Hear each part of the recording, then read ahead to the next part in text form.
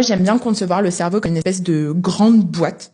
Du coup, déjà, avant l'arrivée d'un enfant, la boîte, elle est maxi remplie. Tu vas avoir ta carrière, que ton appart soit clean, sortir avec tes amis, prendre soin de ta famille. La boîte, t'as déjà l'impression qu'elle est hyper remplie. Déjà, tu sais pas comment tu vas trouver l'espace nécessaire pour pouvoir rajouter un petit bébé là-dedans.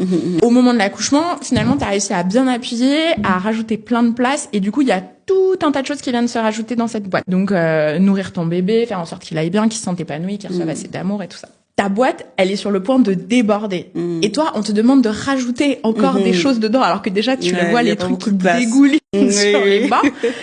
Et du coup, j'ai pas envie de parler de normalité ou de normes, mais en fait, ça a quand même beaucoup de sens que du coup, tout ce qui est pas primordial, tout ce qui va pas aller avec la survie. De tout le monde, forcément, c'est relégué au second plan, en fait. Si on voit ça un petit peu comme une forme de to-do list, du coup, toutes tes priorités, elles vont monter. Et la sexualité, très vite, en fait, on se rend compte qu'elle est pas essentielle ou pas autant essentielle que le reste.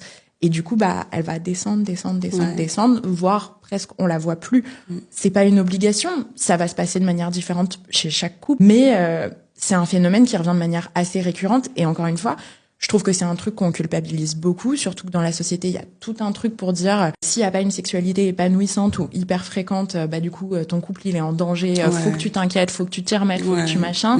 On n'en parle pas. Du coup, tout le monde se dit, c'est moi qui est bizarre, c'est moi qui mets mon couple en péril. On se sent gêné, on se sent honteux, et du coup, on n'en parle pas, on se mure un peu dans le silence, et donc on est un peu tout seul avec son gros problème, alors que encore une fois, on le disait un peu au début du podcast, il y a entre 30% et 50% des couples qui sont concernés par ça.